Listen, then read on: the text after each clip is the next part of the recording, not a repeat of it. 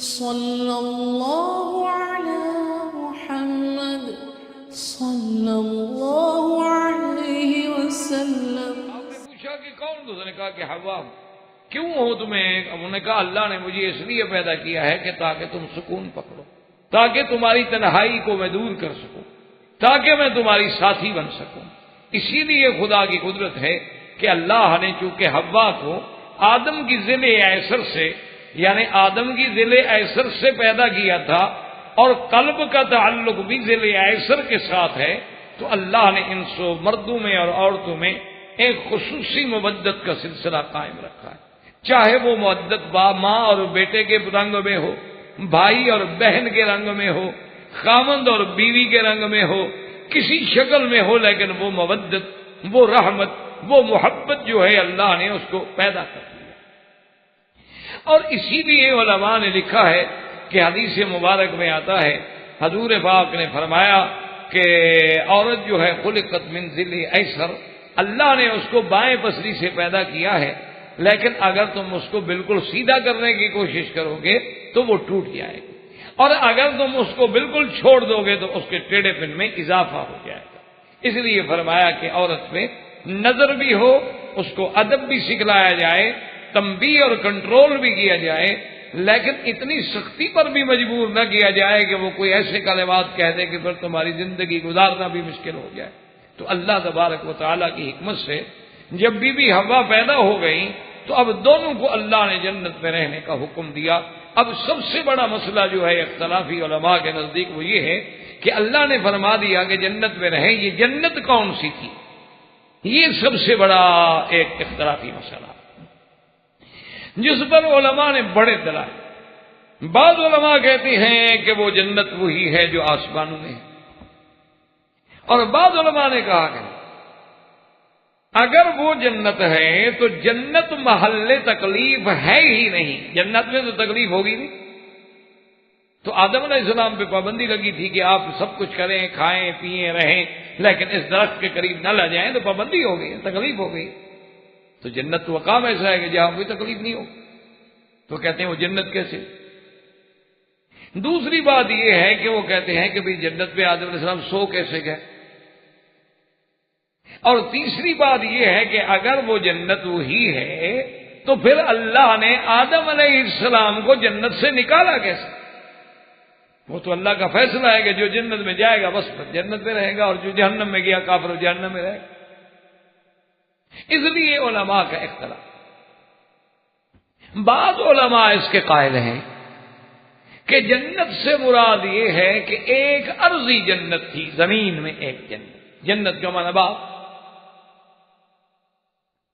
اور اس زمین والی جنت میں انہیں رکھا گیا۔ اب اگر زمین والی جنت ہے تو پھر مسئلہ بھی ختم ہو جاتا ہے کہ پھر تو کوئی مسئلہ نہیں ہے، کیونکہ وہ جنت کے احکام نہیں ہوں گے جو جنت آسمانوں میں۔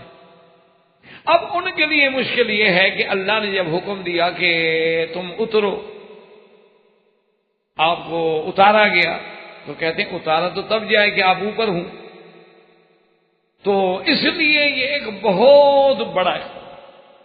لیکن علماء نے اس کا جواب بھی دیا، انہوں نے کہا کہ دیکھو اللہ نے نوح علیہ السلام کو بھی تو کہا تھا یا نوح بسلام منا، نوح علیہ السلام اترو، حالانکہ وہ تو کشتی سے اتر رہے تھے، وہ کوئی جنت سے یا پہاڑ سے یا آسمان سے تو نہیں اتر رہے، لیکن وہاں بھی تو لفظ ہوتے ہیں۔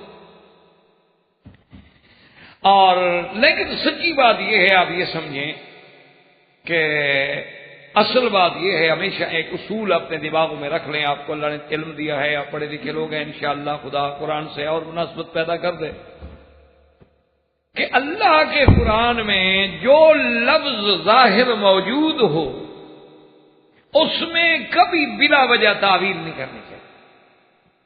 ایک بات ہمیشہ یاد، الا کوئی مجبوری ہے، وجہ ہے، عذر ہے، ورنہ جو اللہ نے قرآن میں لفظ ظاہر میں فرمایا ہے وہ حقیقت ہے، بس اس کو ہم مجاز کے معنی میں یا تعویل کر کے کسی دوسرے معنی میں تو تب لے جائیں کہ جب حقیقت اس کا استعمال ممکن نہ ہو، بالکل ممکن نہ ہو۔ مثال کے طور پر مثلا میں کہتا ہوں کہ ڈاکٹر صاحب جو ہے نا جی فرشتہ ہے، فرشتہ، اب صاف بات ہے کہ ڈاکٹر صاحب تو انسان ہے، فرشتے تو نہیں. لیکن میں ان کو جب کہہ رہا ہوں کہ جی فرشتہ، اس کی مثال چلو میں نہیں دیتا، قرآن میں موجود ہے. قصہ سیدنا یوسف علیہ السلام میں موجود ہے کہ جب زنان مصر نے اپنے داؤ آزما لیے، انگلیاں کاٹ بیٹھی، اور یوسف علیہ السلام تو ہلے ہی نہیں، پہاڑ کی طرح ثابت قدم رہے، نہ ان کے قدم میں لغزش آئی نہ نظر میں لغزش آئی. تو سب نے کیا کہا کہ ما ھذا بشرا ان ھذا الا ملک کریم. سب نے کہا یہ انسان نہیں، یہ تو فرشتہ. اب یہ ہے کہ یوسف علیہ السلام فرشتے تو نہیں ہیں، تو جب ہم کسی کو فرشتہ کہیں تو معلوم یہ ہوگا کہ بھائی جیسے فرشتہ پاک ہوتا ہے، معصوم ہوتا ہے، بھائی یہ آدمی بھی گناہوں سے پاک ہے، یہ معصوم آدمی ہے، ماشاءاللہ بڑا اللہ نے اس کو جناب یہ بچپن سے صالح، اس نے گناہ نہیں کیا کبھی. مراد یہ ہوگی کیونکہ ہم فرشتہ کہہ کر انسان کو فرشتہ تو بنا نہیں سکتے نا، ظاہری معنی تو لے نہیں سکتے. لیکن اگر ظاہری معنی ممکن ہو تو پھر ہم کیوں بہانے بنائیں، تعویلات کریں، کیوں؟ اس کی کیا وجہ ہے؟ تو اس لیے جب قرآن کہتا ہے کہ یا آدم اسکن انت وزوجک الجنہ، آدم جنت میں رہو، فَكُلَا مِنْهَا رَغَدًا حَيْثُ شِئْتُمَا، کھاؤ کھلا، وَلَا تَقْرَبَا هَذِهِ الشَّجَرَةَ فَتَكُونَا مِنَ الظَّالِمِينَ. اور آدم علیہ السلام تم جو ہے، تم اور بی بی حوا اس درخت کے قریب نہ جانا، بس صرف ایک پابندی ہے، جنت میں رہو، کھاؤ پیو، لیکن لا تقربا هذه الشجرة فتكونا من الظالمين، اس درخت کے قریب نہ جاؤ.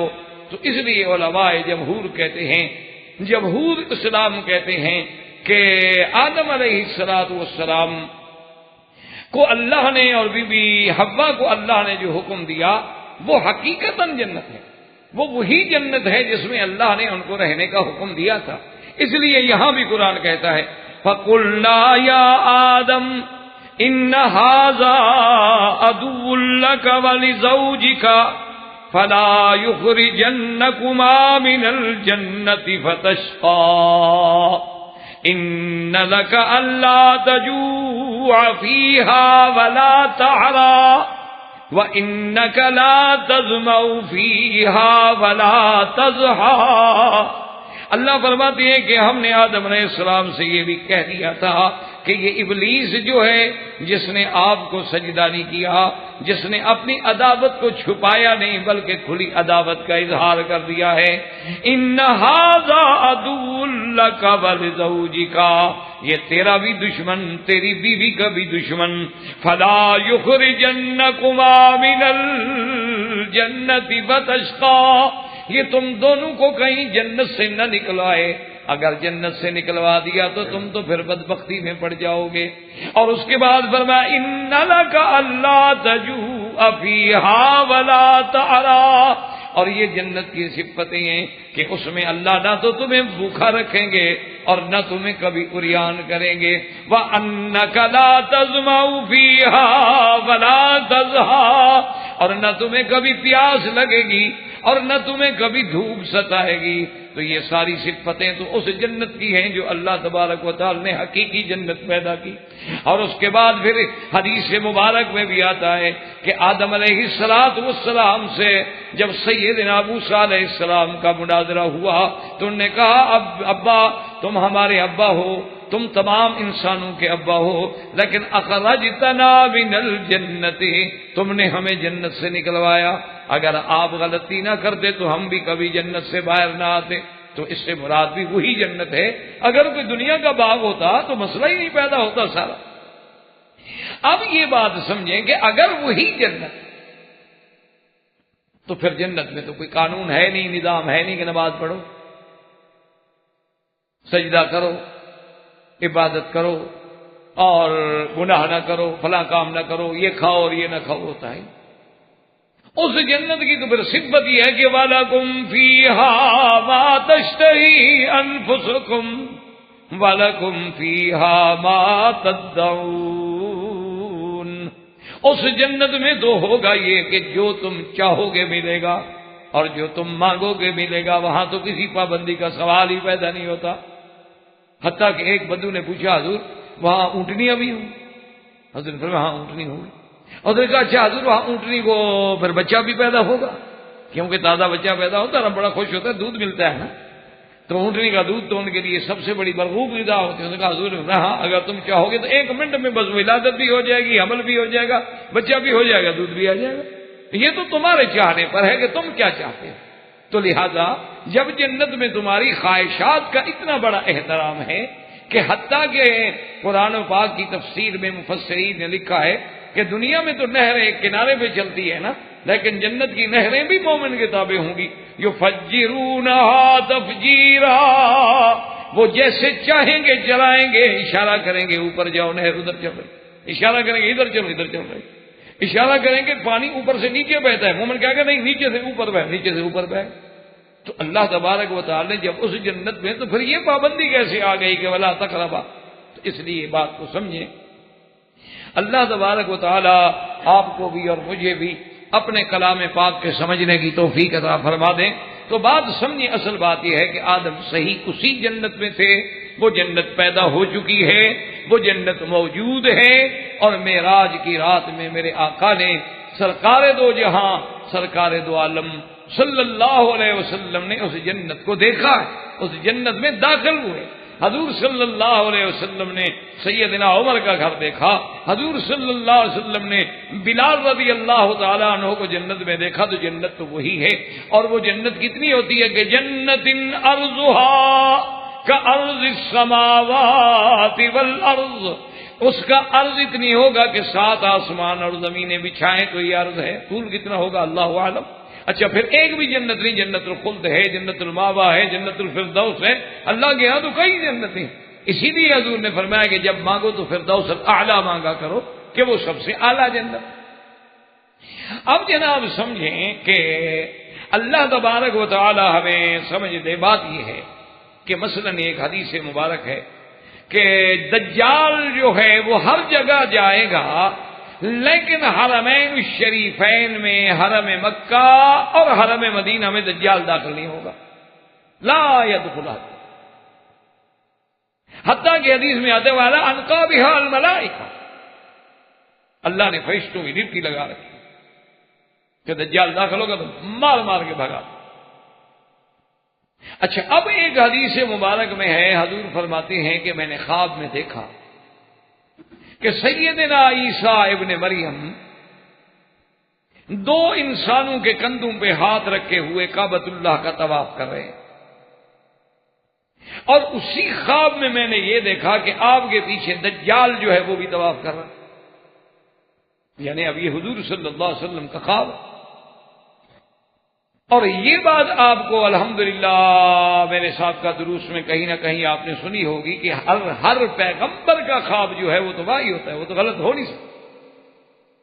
نبی کا خواب جو ہے وہ تو بالکل سچا ہوتا ہے، واہی. اب حضور فرماتے ہیں کہ میں نے دیکھا کہ دجال کعبۃ اللہ کا طواف کر رہا ہے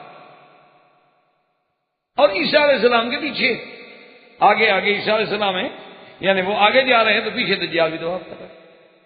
اچھا وہ بدبخت دیکھو کمال اس کا یہ ہے کہ عیسیٰ علیہ السلام نے جیسے 2 انسانوں کے کندھوں پہ ہاتھ رکھا ہوا ہے، دجال نے بھی 2 آدمیوں کے کندھوں پہ ہاتھ رکھا ہوا، وہ بھی طواف کر رہا ہے پیچھے. اور حدیث کہتی ہے کہ لا يدخل الدجال، کہ دجال جو ہے وہ حرمین میں داخل نہیں ہوگا. تو اب کیا ہوگا؟ تو اس لیے اب محدثین نے فرمایا، اسی لیے میں نے عرض کیا تھا نا جی کہ جب جن لوگوں کو قرآن و حدیث کے صحیح مصادر سے تعلق نہیں ہوتا وہ انہی چیزوں کو دیکھ کے پھر ٹھوکروں میں لگتے ہیں اور اس کا انجام یہ ہوتا ہے کہ حدیث کے منکر بن گئے. کچھ لوگ اسلام کے منکر بن گئے، کچھ لوگ جنت کے منکر بن گئے، کچھ لوگ نار کے منکر بن گئے. انہوں نے کہا جناب یہ کیا آپ کہتے ہیں جنت ہے، آگ ہے، نار ہے؟ یہ تو بس یہ ہے کہ اللہ کی رضا اور اللہ کے غضب کا ایک تصور ہے کہ اللہ راضی ہے. جیسے ہم کہتے ہیں کہ میاں اگر کسی کو اچھی بیوی مل گئی، صالحہ بیوی مل گئی، اور میاں بیوی کی آپس میں انڈرسٹینڈنگ ہو گئی تو گھر جنت بن گیا، ورنہ گھر جہنم بن گیا۔ وہ کہتے ہیں گھر جنت جہنم تھوڑا گھر ہے، وہی گھر ہے۔ کہتے ہیں کہ محاورہ ہے، ورنہ کوئی جنت نہیں، کوئی جہنم نہیں۔ اسی طرح بڑے بڑے لوگوں کو ٹھوکر لگی، انہوں نے کہا کہ ابراہیم علیہ السلام کو آگ میں ڈالا گیا اور آگ جو تھی وہ ٹھنڈی ہو گئی، اور آگ کے اندر ابراہیم علیہ السلام بیٹھ رہے۔ انہوں نے کہا جی یہ بات ہے ایسے خام خواہ کے لیے۔ انہوں نے کہا کہ یہ دھوکہ ہے۔ آگ کا معنی تھا کہ ابراہیم علیہ السلام ایک فتنے میں مبتلا ہو گئے دشمنوں کے، جیسے ہم کہتے ہیں کہ یار اس بندے نے تو ایسی شرارت کی ہے نا، آگ لگا کہ فلاں بندے نے جناب ایسی بات کی ہے جناب، اللہ معاف کرے یار، کوئی ایسا فتنہ ہے کہ اس کی باتوں سے تو بس آگ بھڑک اٹھتی، حالانکہ کوئی آگ تو نہیں ہوتی۔ کیوں؟ انہوں نے کہا کہ جناب یہ کیسے ہو سکتا ہے کہ آگ کی صفت ہے جلانا، ہر چیز اپنی خاصیت کیسے بدل سکتی؟ تو اس لیے لوگ ٹھوکروں میں پڑ گئے، اور بڑے بڑے لوگ، چھوٹے چھوٹے نہیں، بڑے بڑے لوگ اور بڑے قداور لوگ، بڑے بڑے علماء جنہوں نے قرآن کی تفسیریں لکھی ہیں، وہ خود راستے سے ہٹ گئے۔ یعنی آپ حیران ہوں گے کہ اتنے بڑے لوگ، قداور لوگ، یعنی فحول العلماء، اتنے بڑے بڑے عالم کے جن کے علم کو دیکھنے کے لیے آدمی کی ٹوپیاں سر سے گر جائیں، اتنے قداور لوگ، قرآن کی تفسیریں لکھنے والے خود گمراہ ہو گئے۔ وجہ کیا تھی؟ کہ مطالعے کے زور سے تفسیریں لکھی ہیں، اسٹڈی کی، کتابیں پڑھی، لائبریریوں میں گئے، مطالعہ کیا، 40-50 تفسیریں دیکھیں، اور اس کے بعد خود تفسیر لکھنے بیٹھ گئے۔ اور جو مصادر علم کا مصدر ہے وہ نہ سمجھے، اس کو نہ سمجھے۔ تو اس لیے یہ بات یاد رکھیں کہ اب محدثین کرام، مفسرین کرام، علماء اسلام، علماء اسلاف، سلف صالحین، انہوں نے یہ ارشاد فرمایا، انہوں نے کہا بات سنو، بالکل حدیث صحیح ہے کہ دجال حرمین میں داخل نہیں ہو، اور حضور پاک کا خواب بھی صحیح ہے کہ دجال طواف کر رہا تھا۔ تو انہوں نے کہا یہ کوئی تعارض نہیں ہے، دجال کب حرمین میں داخل نہیں ہوگا؟ جب دعویٰ دجالیت کا کرے گا، جب اپنے آپ کو دجال ہونا ڈکلیئر کرے گا۔ جب دجال کا دعویٰ ہی نہیں کیا تو پہلے کیوں نہ آئے؟ پہلے کیا مشکل ہے اس کا مکہ مدینے میں آنا؟ ابھی تو وہ دجال نہیں بنا۔ جیسے ابلیس جب تک ملائکہ کے ساتھ تھا، صالحین من الجن، جنوں میں سے سب سے اچھا آدمی، اتنی عابد زاہد کہ اللہ نے ملائکہ کے ساتھ جنت میں رکھا ہوا ہے، تو جب تک اس نے اللہ کے حکم کا انکار نہیں کیا، اس نے تکبر نہیں کیا، اس نے سجدہ آدم سے اعراض نہیں کیا، تو ابلیس نہیں بنا۔ اس سے پہلے تو جنت میں رہتا۔ اسی لیے اگر دجال پہلے آ جائے، مکے میں رہے، مدینے میں رہے، کوئی بات نہیں، کوئی مشکل نہیں۔ اسی لیے بعض صحابہ کو تو یہ بھی گمان گزرا کہ ابن سیاد جو ہے وہ دجال ہے، کیونکہ اس کی عادات، اس کی شکل، اس کی صورت، اس کی باتیں ملتی جلتی تھی، تو صحابہ، بڑے بڑے صحابہ جو تھے وہ بیچارے اس شک میں مبتلا ہو گئے کہ کہیں یہی ابن سیاد جو یہی دجال تو نہیں۔ تو اس لیے ہمیشہ یاد رکھیں، اب میری بات کو سمجھیں گے تو انشاءاللہ آسانی ہو جائے گی کہ جب تک دجال نہیں بنے گا تو وہ حکم بھی مرتب نہیں ہوگا۔ اس لیے جنت کی جو ساری صفتیں ہیں کہ وہاں سے کسی کو نکالا نہیں جائے گا، وہاں کوئی تکلیف نہیں ہوگی، وہاں کوئی اوامر نواہی نہیں ہوں گے، کب؟ جب صحیح معنی میں عالم آخرت قائم ہو کر، باس ہو کر، حساب و کتاب کے بعد اصحاب الیمین کو جنت میں بھیجا جائے گا اور اصحاب الشمال کو جہنم میں بھیجا جائے گا، تو اب جنت کے احکام طاری ہوں۔ اب جنت کے احکام اور جنت کے قواعد اور جنت کے ضوابط وہ سارے کے سارے، اس کی یوں مثال سمجھ رہے ہیں کہ آپ ایک ہوٹل بناتے ہیں، آپ اس کے لیے پہلے ماڈل بناتے ہیں، آپ اس کے نقشے بناتے ہیں، اخبارات میں اشتہار دیتے ہیں، اور جناب اس کو سجا رہے ہیں، لوگ آ رہے ہیں، جا رہے ہیں، دیکھ رہے ہیں، لیکن اس کے احکام تب ہوں گے جب وہ صحیح معنی میں ترخیص لے کر، آرڈر لے کر، افتتاح ہونے کے بعد اس کو ایسے ہوٹل چلائیں گے۔ اب تھوڑا ہے کہ سب کے لیے دروازہ کھلا ہے، جو آ جائے اندر داخل ہو جائے۔ اب تو آپ پیمنٹ کریں گے، کمرہ الاٹ کرائیں گے، جگہ ہوگی، پھر آپ اپنے کمرے میں جائیں گے، دوسرے کے کمرے میں بھی نہیں جائیں گے۔ اس لیے جنت کے احکام باعتبار جنت کے اس وقت مرتب ہوں گے جب عالم آخرت قائم ہوگا، اور جب تک عالم آخرت قائم نہیں ہوتا، حضور بھی تشریف لے گئے، سیر فرمائی، جنت میں داخل ہوئے، واپس آ گئے۔ اسی طرح ملائکہ بھی جنت میں جاتے ہیں آتے ہیں، اسی طرح ابلیس بھی جنت میں رہتا تھا، نکالا گیا، اسی طرح آدم علیہ السلام اور بی بی حوا بھی جنت میں رہتے تھے، ان کو بھی نکالا گیا، کیونکہ ابھی وہ احکام مرتب ہی نہیں ہوئے تھے۔ تو لہذا اب ہمیں قرآن کی آیات کو سمجھنے میں انشاءاللہ کوئی مشکل نہیں رہے گی کہ وہی جنت، اسی میں اللہ نے آدم علیہ السلام کو رکھا۔ اب جب آدم علیہ السلام، اچھا اب دوسری بات یہ سمجھیں کہ اس میں بھی بڑا اختلاف بھی ہے، اور بڑے بڑے قداور علماء نے ٹھوکریں بھی کھائی ہیں، اللہ معاف فرمائے، اللہ تبارک و تعالی یعنی آپ کو اور ہمیں ہدایت پہ رکھے۔ اب اس جھگڑے میں پڑ گئے کہ جی آدم علیہ السلام تھے جنت میں، اور ابلیس نے وسوسہ کیسے ڈالا؟ بعض کہتے ہیں کہ جی وہ جنت میں رہ نہیں سکتا تھا لیکن گزر تو سکتا، بعض کہتے ہیں کہ نہیں جناب وہ دروازے کے باہر کھڑا ہو جاتا تھا، وہیں سے اشارے کرتا تھا، باتیں کرتا تھا، اور بعض کہتے ہیں کہ نہیں جناب وہ سانپ کی شکل میں سانپ بن کے اندر گھس گیا اور پھر وسوسہ ڈالا۔ اچھا یہ ساری باتیں بھی کیوں ٹھوکریں لگیں کہ قرآن کی جب آیتیں پڑھی نا تو چکر میں آ گئے کہ جی جب اس کو نکال دیا گیا، اللہ نے کہا تھا فخرج، نکل جاؤ جنت، فإنک رجیم، تم مردود ہو۔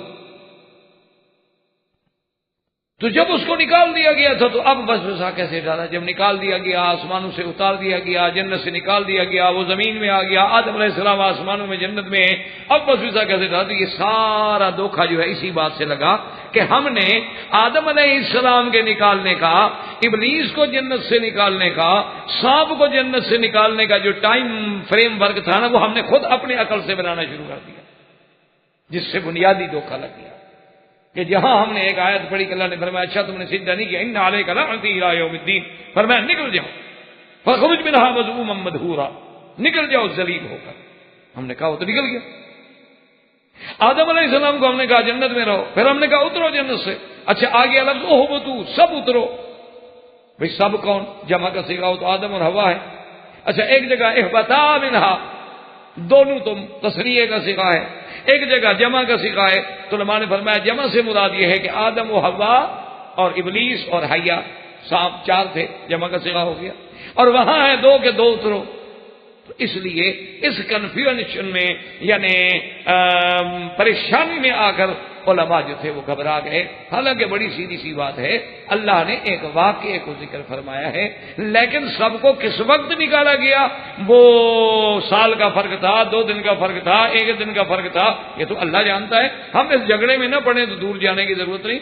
ابھی آدم بھی وہی ہیں، ابھی ابلیس بھی وہی ہیں، اس کے آرڈر ہو چکے ہیں، وہ ذلیل و خوار ہو گیا ہے، لیکن ابھی ہے آسمانوں میں، اور اس کو وسوسہ پھیلانے کا، کیونکہ دوسری جگہ قرآن کہتا ہے کہ وہ قسمیں کھا رہا ہے، وقاسمہما، قسمیں کھا، انی لکما لمن الناصحین، تو قسمیں کھا، قسمیں تو تب کھایا ابھی آمنے سامنے بات ہو۔ تو اس لیے سمجھیں کہ یہ غلطیاں کب لگیں کہ جب ہم نے نکالنے کے ٹائم خود مقرر کر دیے کہ اس کو پہلے نکالا گیا، اس کو بعد میں نکالا گیا، پھر 2 کو نکالا گیا، پھر 4 کو نکالا گیا۔ اب جناب پھر علماء گھبرائے، انہوں نے کہا اچھا پہلے جنت سے نکالا گیا، پھر آسمان دنیا پہ بھیجا گیا، پھر آسمان دنیا سے نکالا گیا، پھر ان کو زمین میں بھیجا گیا۔ تو یہ سارے تکلیف کہاں سے ہوئی کہ سارا ٹائم جب اللہ نے وقت بیان کیا ہی، اللہ نے کہیں لکھا ہے کہ ہم نے اس کو پہلے اتارا، اس کو بعد میں اتارا، اس کو ہم نے پہلے اتارا، اس کو ہم نے بعد میں اتارا۔ جب اللہ نے یہ پابندی نہیں لگائی تو تم اس چکروں میں کیوں پڑتے ہو؟ تو جب ہم اس چکر میں نہیں پڑیں گے تو قرآن کی ساری آیتیں سمجھنا آسان ہو جائے گا کہ آدم علیہ السلام بھی جنت میں تھے، بی بی حوا بھی جنت میں تھی، اور شیطان کو بھی ابھی موقع ملا تھا، حکم تو ہو گیا، مذموم و مدحور تو بن گیا، لیکن اس کے پاس جو اللہ نے قوت استدراجی دی تھی اور اس کو الی یوم الوقت المعلوم تک کی زندگی بھی دے دی تھی، اور اس کو آسمانوں سے اترنے کا اور پھر ہوا بننے کا، تحلیل ہونے کی قوتیں بھی دے دی تھیں، تو پھر اس نے وسوسہ ڈالا۔ اچھا، اور دوسری بات یہ ہے کہ میں نے شاید پہلے بھی عرض کیا تھا کہ سب سے پہلے غلطی جو ہے وہ بی بی حوا سے، جس میں پچھلے دفعہ ساتھیوں نے پوچھا بھی تھا، تو الحمدللہ بخاری شریف میں حدیث مل گئی۔ بخاری شریف میں حدیث ہے کہ حضور نے فرمایا کہ لم تخن انسا قط، اگر بی بی حوا خیانت نہ کرتی، اگر غلطی کر کے آدم علیہ السلام کو وہ درخت نہ کھلاتی تو قیامت تک کوئی عورت غلطی نہ کرتی، لیکن جب ماں نے غلطی کی ہے، خیانت کی ہے، تو ہماری عورتوں سے بھی خیانت ہوگی۔ خیانت کا معنی کیا ہوتا ہے کہ بھی مال میں خیانت، بعد میں خیانت۔ خیانت صرف یہ نہیں ہوتی کہ پیسے رکھو تو خیانت ہو، یہ بھی تو خیانت ہے نا کہ ایک غلط مشورہ دینا، یہ بھی خیانت ہے۔ تو بخاری شریف میں میرے آقا کی حدیث ہے کہ اگر اما حوا خیانت نہ کرتی لم تخن انسا قط، تو قیامت تک کوئی عورت خیانت نہ کرتی۔ لیکن افسوس یہ ہے کہ سب سے پہلے خیانت جو ہے بی بی حوا سے سرزد ہوئی کہ انہوں نے جا کے اس درخت کو چکھا اور آدم علیہ السلام کو بھی اصرار کیا اور آدم علیہ السلام نے بھی وہ درخت چکھ لیا۔ تو اب الحمدللہ یہ مسئلہ بھی ہمارے لیے حل ہو گیا۔ اب اس کے بعد جب درخت چکھا فبدت لہما سواتہما، اب جناب اریاں ہو۔ اچھا، اب اس میں سابقہ کتب روایات اسرائیلیہ اور بہت سارے مختلف اقوال نے، لوگوں نے یہ بھی لکھا ہے کہ علی فرجہما نور، کہ پہلے ایک روشنی تھی ان کی شرمگاہوں پر، یہ غلط بات۔ قرآن جب کہتا ہے کہ ینزع عنہما لباسہما، اس کا معنی ہے ان پر لباس تھا۔ اللہ نے سب سے پہلے انسان کو بغیر لباس کے نہیں رکھا، آدم علیہ السلام اور بی بی حوا کو رکھا تو لباس سے رکھا، اور انہوں نے تو اپنی شرمگاہوں پہ نظر بھی نہیں ڈالی، لباس میں تھے، چھپے ہوئے تھے۔ اب جب غلطی ہوئی تو غلطی کی سب سے پہلی سزا کیا ملی کہ آدمی کے کپڑے، یعنی جب آدمی سے گناہ ہوتا ہے تو آدمی یوں سمجھو کہ ننگا ہوتا ہے۔ اب دیکھیں نا کہ یہاں بھی آدمی ہے، اللہ نے پردہ رکھا ہوا ہے، ہر آدمی سمجھتے ہیں یار بڑا اچھا آدمی ہے، بڑا اچھا آدمی ہے، لیکن کوئی گناہ ہو جائے اللہ کہ یار وہ تو بڑا ہی غلط آدمی نکلا بھائی، او یار سنا ہے تم نے وہ بڑا غلط آدمی نکلا، اور یار تمہیں پتہ لگا ہے اس کا، او یار وہ تو اب ننگا ہو گیا بھائی، دیکھو ہم کیسے اس کو شریف سمجھتے تھے، وہ داڑھی رکھی ہوئی تھی، یار ہم تو سمجھتے تھے مولوی ہے، بڑا اچھا آدمی ہے، وہ کمال ہے جناب، وہ تو چھپا رستم نکلا۔ تو معنی یہ ہے کہ عریانی جو ہے سب سے بڑی سزا ہے کہ کسی کو عریاں کر دیا جائے، جس کو آج امت نے، ہم لوگوں نے فخر سمجھا ہوا ہے کہ عریاں ہونا جو ہے یہ بڑا باعث فخر ہے اور یہ بڑے آدمی ہونے کی دلیل ہے۔ یہ بڑے آدمی ہونے کی دلیل نہیں، اللہ نے انسان کو ہمیشہ لباس سے رکھا اور حیوان کو اللہ نے بغیر لباس کے رکھا۔ دیکھیں اونٹ کبھی لباس پہن کے، کبھی پینٹ پہن کے نکلا ہے گھر سے باہر؟ آپ دیکھیں کبھی اونٹ نے اگر پینٹ پہنی ہو، کبھی آپ نے دیکھا اس کو، کبھی اس نے کوئی جین خریدی ہو، کبھی اس نے شرٹ پہنی ہو، کبھی اس نے، تو اس لیے جو لوگ اس چیز کو بننا چاہتے ہیں، حیوانیت کی طرف آنا چاہتے ہیں، تو ان کی مرضی ہے، ورنہ اللہ نے آدمی کو شرف دیا تھا لباس۔ تو اب لباس اترا، لباس اترنے کے بعد اب آدم علیہ السلام بھاگنے لگے۔ اللہ نے فرمایا فرارا منی یا آدم، مجھ سے بھاگ رہے، کہاں بھاگ سکتے ہو؟ قال لا یا رب استحیاء منک، یا اللہ میں آپ سے کہاں بھاگ سکتا ہوں، لیکن میں شرمندہ ہوں۔ فطفقا یخصفان علیہما من ورق الجنہ، اور جنت کے درختوں میں سے پتے اپنے اوپر لپیٹے گئے، اور اللہ نے جب ان کو اتارا جنت سے حکم دیا بس اب بعضکم لبعض عدو ولکم فی الارض مستقر ومتاع الی حین، اترو زمین میں، ایک دوسرے کے تم دشمن ہو۔ کیوں؟ اب دیکھیں کہ ابلیس کے پیچھے کون تھا؟ حیا سام، اور حوا کس کے پیچھے تھی؟ آدم کے پیچھے۔ تو جمع کا صیغہ بھی استعمال ہو گیا۔ اللہ تبارک و تعالی نے ان کو زمین پہ اتارا، اور پھر جو ہے اللہ پاک نے ان کو لباس بھی عطا فرمایا۔ اب جب زمین پہ اترے تو اس میں اختلاف ہے، راجح قول یہ ہے کہ آدم علیہ السلام اترے ہند میں، اور بی بی حوا جو ہے ان کو اتارا گیا جدے۔ بی بی حوا جو ہے وہ جدے میں اتری اور آدم علیہ السلام ہند میں۔ اچھا، اور یہ بھی روایات میں ہے کہ نزل الحجر الاسود مع آدم، اللہ نے حجر اسود بھی آدم کے ساتھ اتارا۔ اچھا، اور خدا کی شان بعض علماء نے یہ لکھا ہے اخذ قبضۃ من اوراق ثمار الجنت، کچھ جنت کے پتے جو تھے نا، کچھ پتے درختوں کے، وہ بھی اللہ نے دے دیے، وہ بھی ساتھ تھے، تو انہوں نے وہی آگے کاشت کی اور ان سے ہی یہ خوشبوئیں پیدا ہوئی جو پوری دنیا میں آج تک خوشبوئیں پیدا ہو رہی ہیں۔ تو آدم علیہ السلام وہاں اترے اور بی بی حوا جدے میں اتری، اور دونوں تلاش کرتے کرتے کرتے کرتے کہاں پہنچے؟ مقام عرفات میں۔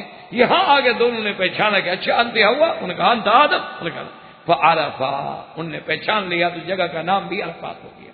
اللہ تبارک و تعالی نے ان دونوں کا نکاح کر دیا، نکاح ہو گیا دونوں۔ اچھا، اب آدم علیہ السلام جب دنیا میں آئے تو یہ بات بھی یاد رکھیں کہ جیسے اللہ نے ایک تو علم دیا، دوسرا ان کو لباس دیا، اور تیسرا یہ ہے کہ حضرت ابن عباس فرماتے ہیں کہ علمہ اللہ صنعت کل شیء، اللہ پاک نے ان کو دنیا میں رہنے کے لیے ہر چیز کی صنعت عطا فرمائی کہ لکڑی کا کام کیسے ہوتا ہے، اینٹ کیسے بنائی جاتی ہے، گھر کیسے بنایا جاتا ہے، کپڑا کیسے سیا جاتا ہے، کپاس کیا ہوتی ہے، اس کا دھاگا کیسے بنتا ہے، پھر دھاگے سے کپڑا کیسے بنتا ہے، پھر کپڑے کی سلائی کیسے ہوتی ہے، ہر صنعت کا علم جو ہے وہ بھی اللہ نے آدم علیہ السلام کو عطا فرمایا۔ اور یہ بھی یاد رکھیں کہ بی بی حوا نے، اور عالم میں جتنی اللہ نے عورتیں پیدا کی ہیں سب سے زیادہ خوبصورت عورت جو تھی وہ بی بی حوا، اور بی بی حوا نے 20 دفعہ ولادت ہوئی، اور ہر ولادت میں اللہ نے 2 بچے۔ سب سے پہلے جو ہوتے کیا خدا کی شان دیکھو، جب بی بی کو حمل ہوتا اور بچے پیدا ہوتے، ایک لڑکا ایک لڑکی، تو سب سے پہلا لڑکا قابیل اور اس کی بہن، اور سب سے آخری لڑکا جو ہے عبد المغیث اور اس کی بہن۔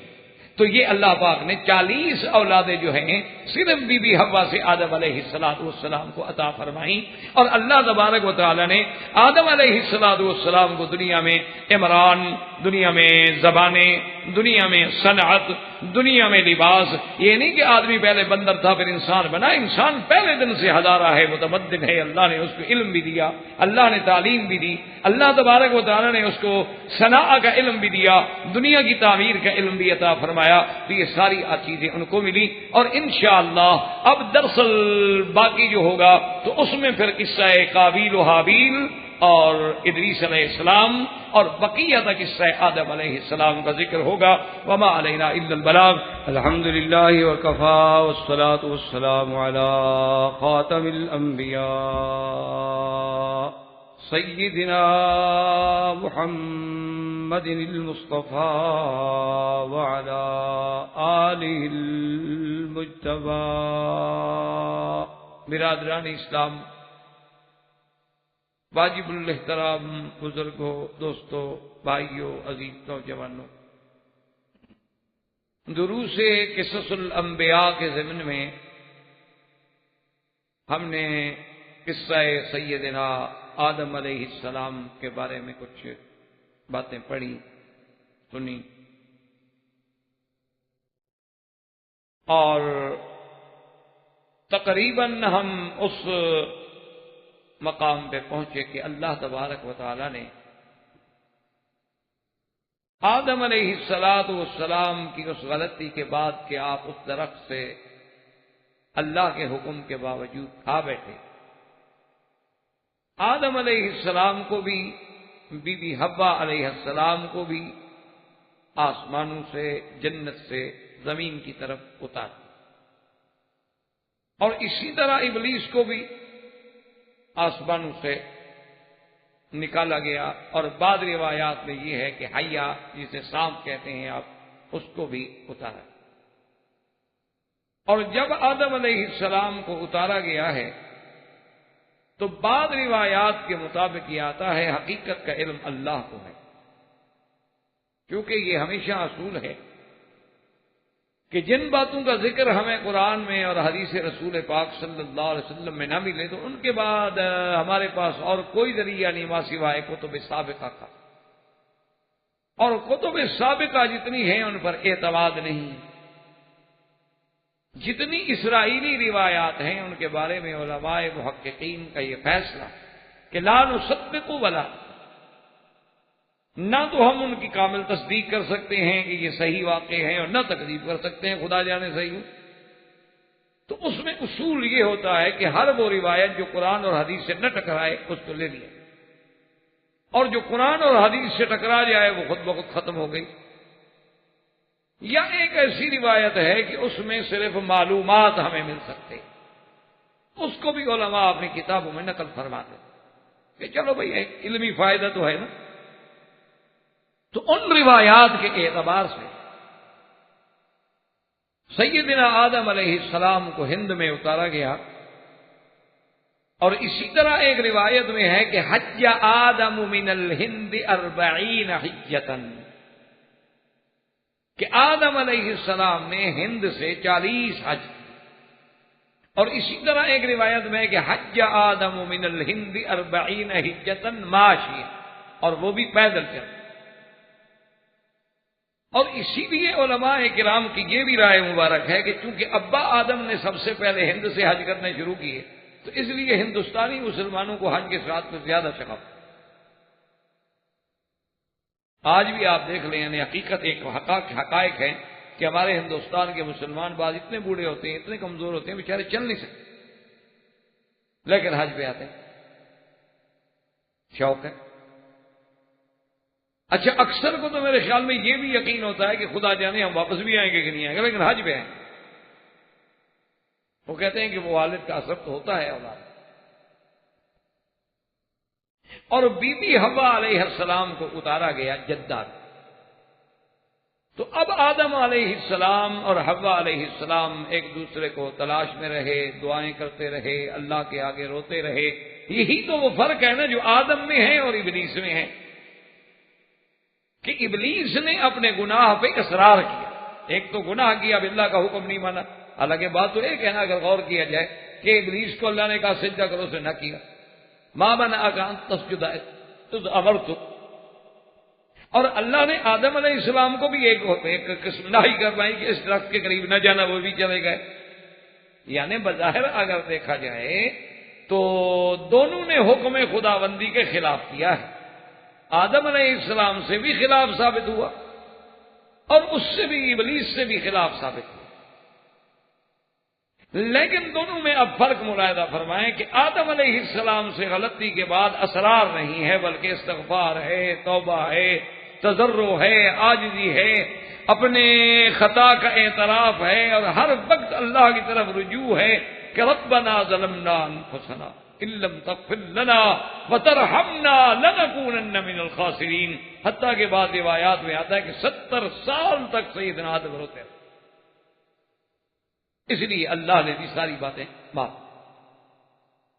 عصا آدم ربہ فغوا لیکن ثم اجتباہ فتاب علیہ، اللہ نے توبہ قبول۔ لیکن اس کے مقابلے میں ابلیس نے اپنے گناہ پہ اصرار کیا کہ انا خیر منہ خلقتنی، میں ان سے بہتر ہوں۔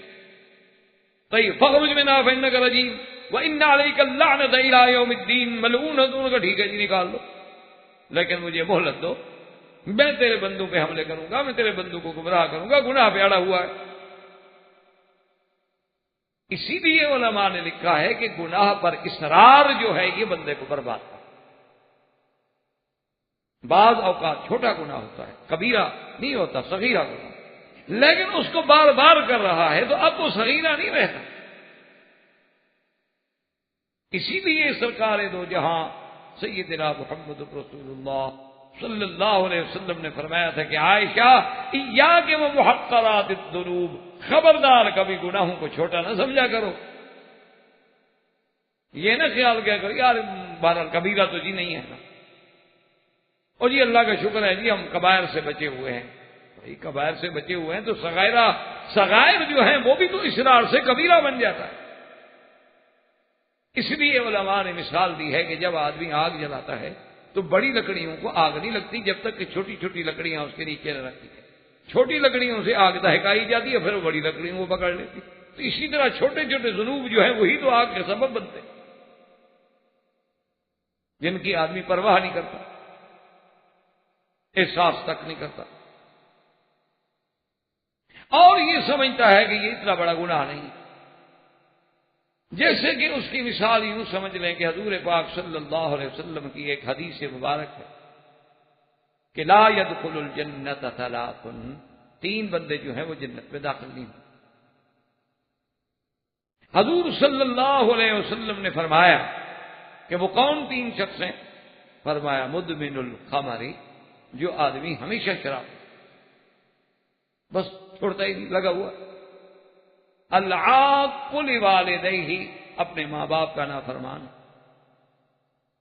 الدیوس، دیوس مانا بغیرت، جسے ہم اردو زبان میں کہتے ہیں جس کو غیرت نہ ہو اپنے اہل کی، اپنی بیوی بچوں کی، اپنے خاندان کی عزت و عصمت کی غیرت کوئی نہیں۔ اب بظاہر یہ بات ہے کہ یعنی نعوذ باللہ اس کی بیوی بچے لڑے، اس کی بیوی نعوذ باللہ فواحش کا ارتکاب کرتی ہے، وہ مائنڈ ہی نہیں کرتا، تو یہ دیوس۔ اور دیوس کے بارے میں اتنی سخت فرمان ہے کہ جنت میں داخل نہیں ہو۔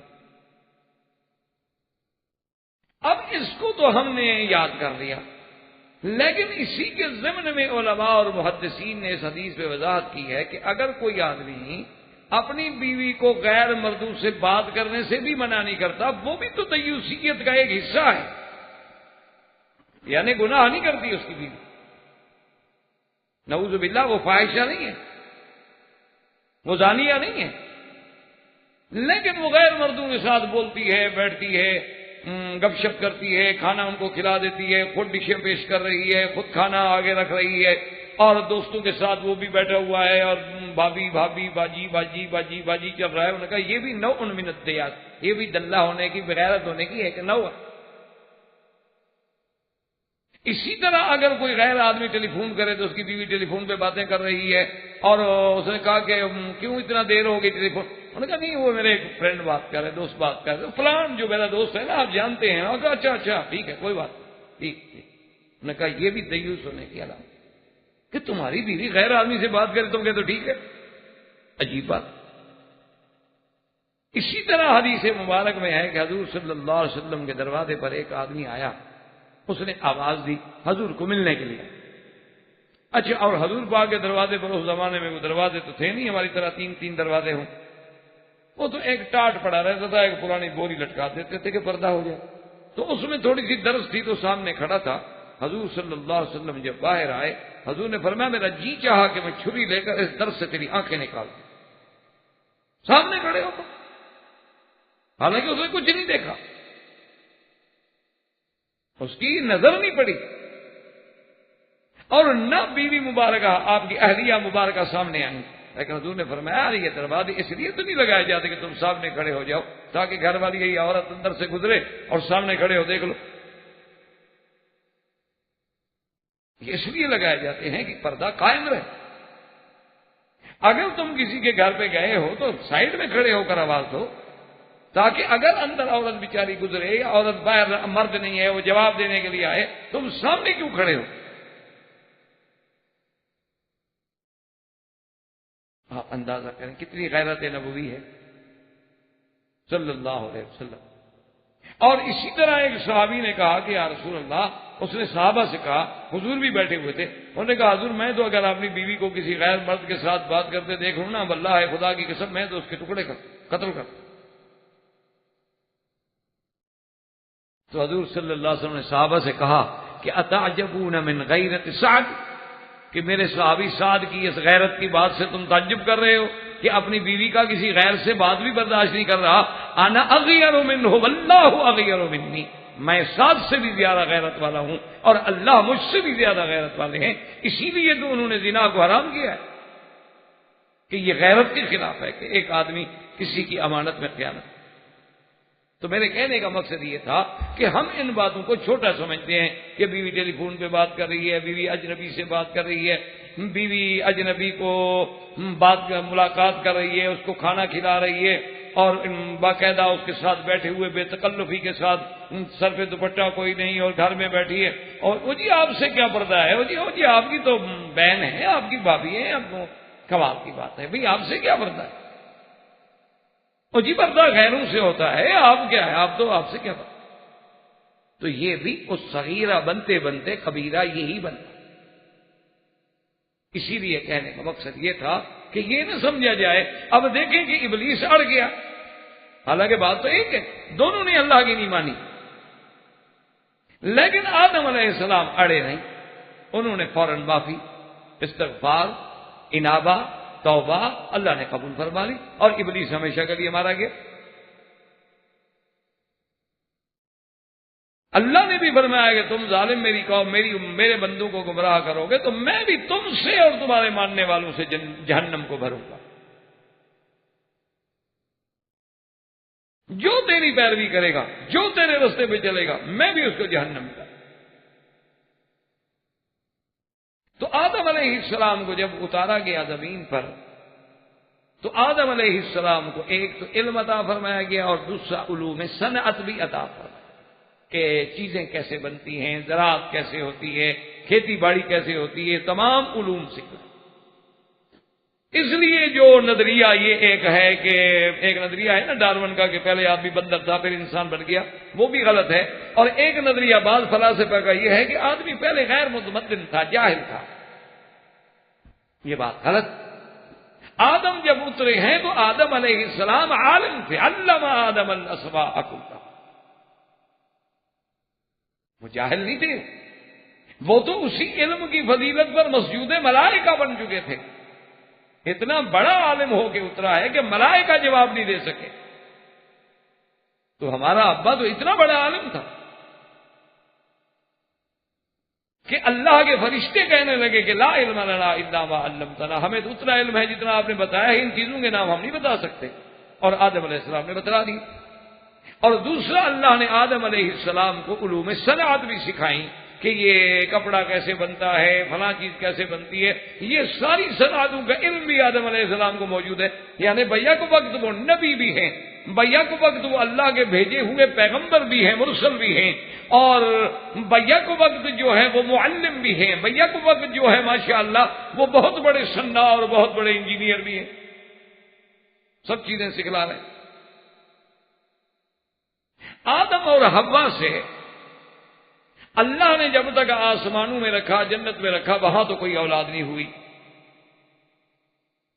جب زمین پہ اترے تو اللہ تبارک و تعالی نے آدم علیہ السلام کو بی بی حوا سے 40 بچے عطا کر. اللہ دینا چاہے تو ایک بیوی سے بھی اتنا دے سکتا. اور یہ کوئی انہونی بات نہیں ہے. ہم تو بنگلہ دیش جاتے رہتے ہیں تو اب بھی ماشاءاللہ بنگلہ دیش میں ایسے لوگ موجود ہیں، ایک ایک آدمی کے 40 بچے ہوتے، نام اس کو یاد نہیں رہتے، نمبر سے پکارتا ہے، تیسرے نمبر کا بیٹا کدھر ہے اور چوتھا کدھر ہے. آپ ڈاکٹر لوگ ہیں، آپ کہتے ہوں کہ مچھلی کھاتے ہیں، چاول کھاتے ہیں، وٹامن ای زیادہ ہے. تو بہرحال وہ چاول کھائیں یا مچھلی کھائیں تو ایک ایک بیوی سے 40 بچے ہیں اور ٹھیک ٹھاک ہیں سارے ماشاءاللہ ٹھیک ٹھاک. اللہ کا فضل ہے. اس لیے وہاں جو عام جلسہ ہو نا اس میں بھی 10-15 ہزار آدمی تو ویسے آ جاتا ہے. اور اگر تھوڑا سا اشتہار وغیرہ دے دو تو پھر انشاءاللہ 2 لاکھ سے کم کا مجمع نہیں ہوتا، چونکہ مخلوق اتنی ہے کہاں جائے. وہ جو سڑک پہ جا رہے ہو نا بیٹھ جائیں 2 لاکھ کا مجمع تو ویسے ہو جاتا ہے. اللہ کی مہربانی. تو بی بی حوا علیہ السلام سے آدم علیہ السلام کو اللہ نے 40 بچے عطا فرمائے. اور خدا کی قدرت دیکھو کہ تو امین، جب بھی بچہ پیدا ہوتا 2 اکٹھے پیدا ہو. اور تو امین بھی عجیب، ایک لڑکا ہوتا تھا اور ایک لڑکی. یہ کبھی نہیں ہوا کہ 2 لڑکے ہو جائیں، یہ کبھی نہیں ہوا کہ 2 لڑکیاں ہو جائیں. اللہ کا نظام. اور شریعت آدم علیہ السلام میں یہ تھا کہ جو بچہ بچی اکٹھے پیدا ہوئے ہیں ان کا تو آپس میں نکاح حرام تھا، لیکن جو دوسرے بدن سے بی بی حوا سے پیدا ہوا ہے اور یہ پہلے بدن سے پیدا ہوا تھا ان کا آپس میں نکاح ہو سکتا ہے. حالانکہ اصولاً تو وہ بھی بہن بھائی ہے کیونکہ ماں ایک ہے باپ ایک ہے، لیکن دونوں کی ولادت کا فرق ہے. جو ایک ہی دفعہ اکٹھے پیدا ہوئے ہیں وہ تو گویا کہ بالکل آپس میں ان کا رشتہ تو نہیں ہو سکتا، لیکن جو ایک دفعہ پیدا ہوا دوسرے دفعہ پیدا ہوا تو اس لڑکے کا اس لڑکی کے ساتھ، اس لڑکی کا اس لڑکے کے ساتھ یوں رشتے ہو جائیں. اور یہ شرع آدم میں حلال. اب اللہ تبارک و تعالی نے آدم علیہ السلام کو ایک بیٹا عطا فرمایا جس کا نام حابیل تھا اور اس کے ساتھ اس کی بہن تھی. اسی طرح دوسرے بدن میں اللہ نے ایک بیٹا عطا فرمایا جس کا نام قابیل تھا اور اس کی بہن تھی. اب اصول یہ تھا کہ حابیل شادی کرتا قابیل کی بہن سے اور قابیل شادی کرتا حابیل کی بہن سے. اور خدا کی قدرت یہ ہے کہ حابیل کی بہن جو ہے وہ خوبصورت نہیں تھی اور قابیل کے ساتھ جو بچی پیدا ہوئی وہ بڑی خوبصورت تھی. اب حابیل کو تو بڑی خوبصورت لڑکی ملتی لیکن قابیل کو اتنی اچھی لڑکی نہیں مل رہی تھی، تو قابیل کے دماغ میں عداوت،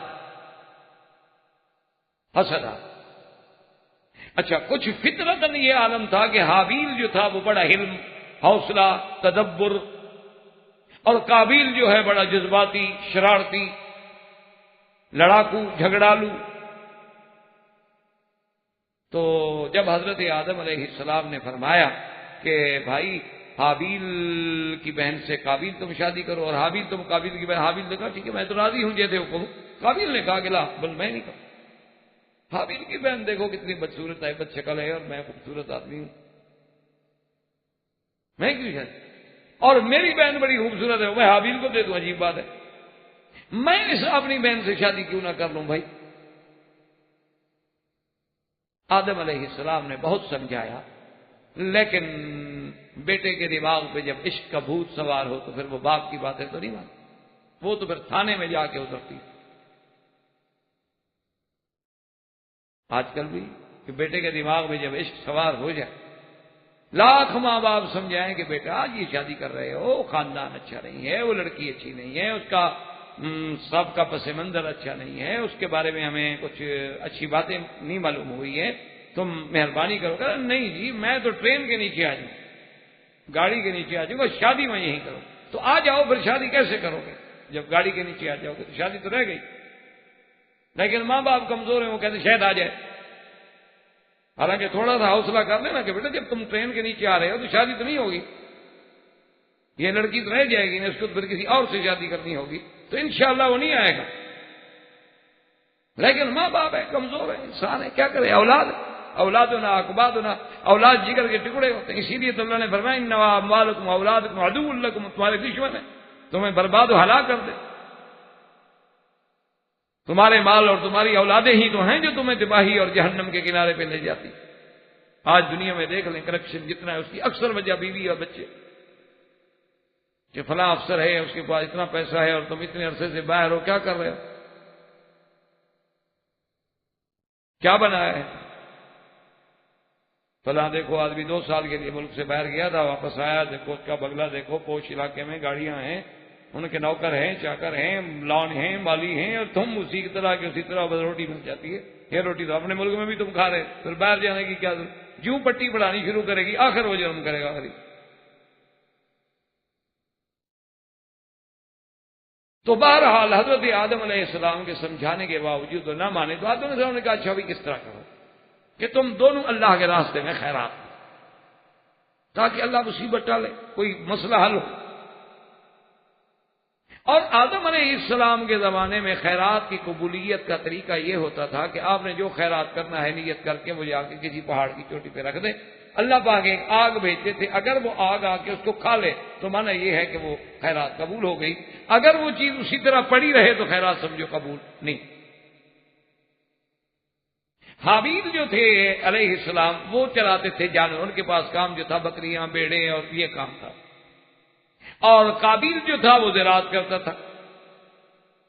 تو جب آدم علیہ السلام نے کہا کہ خیرات کرنا، اچھا ٹھیک ہے، قابیل نے کہا دیکھو ابا جان، خیرات کا بھلا میری شادی کے ساتھ کیا تعلق؟ انہوں نے کہا اللہ کے بندے، خیرات کا تعلق نہیں، بات یہ ہے کہ اللہ پاک راضی ہوں تاکہ مسئلہ حل ہو۔ انہوں نے کہا جی اس میں اللہ کا کیا تعلق ہے، شادی تو میں نے کرنی ہے۔ بہرحال اس نے کہا اچھا ٹھیک ہے کرتا ہوں۔ تو حضرت حابیل نے تو بہترین دمبا جو تھا نا مال میں سے چن کے بس کھلا، وہ اللہ کے نام پہ نظر کیا، اور قابیل نے کیا کیا کہ وہ 2-4 پرانے سٹے گندم کے اور باجرے کے جو گلے بلے تھے نا جن میں کیڑے پڑ چکے تھے وہ لے آیا خیرات کرنے کے لیے، رکھ دیے، اور جب رکھ دیے تو جب صبح ہوئی جا کے پتا کہ حابیل کی قربانی قبول ہو گئی، اللہ نے آگ بھیجی، وہ کھا گئی، اور قابیل کے وہ دانے جو تھے گندم کے اور کچھ باجرے کے کچھ ایسے وہ پڑے ہوئے، قابیل غصے میں آ گیا، کہنے لگا ہاں دیکھو نا یہ ابے نے زیادتی، آج مجھے پتہ چل گیا، ابا نے تمہاری قربانی کے قبول ہونے کے لیے تو دعا کی ہے، تمہاری خیرات قبول ہونے کی دعا کی، لیکن میری خیرات کے لیے دعا کی کہ اللہ قبول نہ کرے، اس لیے میں تو مارا گیا تھا کہ لوگوں میں بدنام ہو گیا نا کہ برا آدمی ہے، اس کی خیرات اللہ قبول نہیں کرتا، اور تم بڑے اچھے پاک آدمی ہو، تمہاری خیرات قبول ہو گئی ہے، لاقتلنک، میں تمہیں نہیں چھوڑوں گا، میں تمہیں قتل کروں گا، تمہاری وجہ سے میری بےزتی ہو رہی ہے۔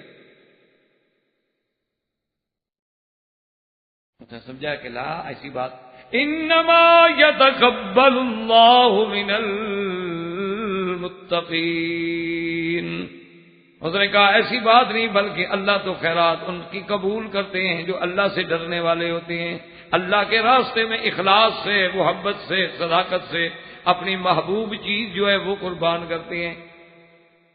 انہوں نے کہا نہیں لاکھ کر، اس نے کہا اچھا لئن بسطت الی یدک لتقتلنی ما انا بباسط یدی الیک لاقتلک انی اخاف اللہ رب العالمین۔ حابیل نے کہا میرے بھائی اگر تم مجھے واقعی قتل کرنا چاہتے ہو تم میری طرف قتل کے لیے اگر ہاتھ بڑھاؤ گے تمہاری مرضی، لیکن میں تو کچھ نہیں کروں گا، میں نہیں کروں، ورنہ میں چاہوں تو میں بھی تمہیں مار سکتا ہوں، لیکن انی اريد ان تبوء باذنی واذنک فتکون من اصحاب النار۔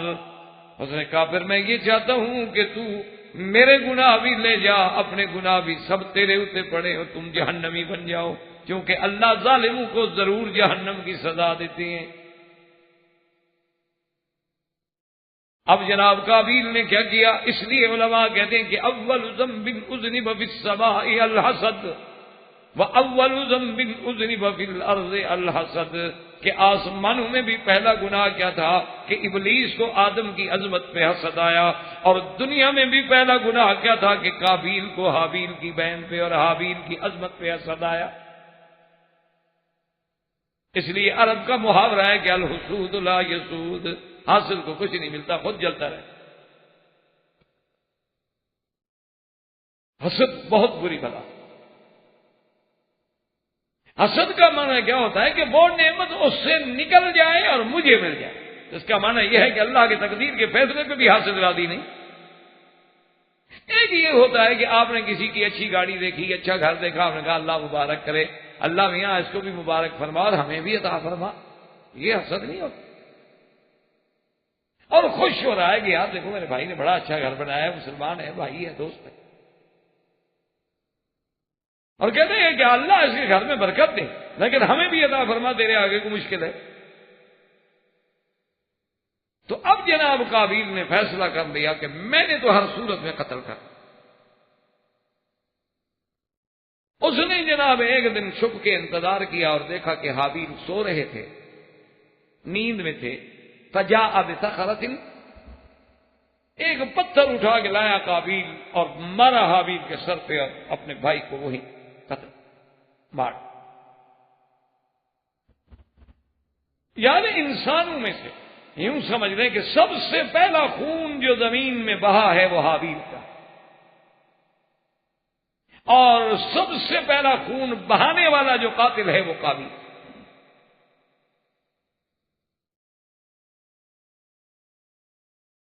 اور اسی کے ساتھ یہ بھی آپ دیکھ لیں کہ سب سے بڑا ظلم جو ہے وہ قتل ہے، اور حضور پاک صلی اللہ علیہ وسلم کی ایک حدیث ہے کہ لا یقتل احد ظلما، کوئی شخص قیامت تک ظلمن قتل نہیں ہوگا مگر قابیل پر بھی اللہ تبارک و تعالیٰ گناہ لکھے۔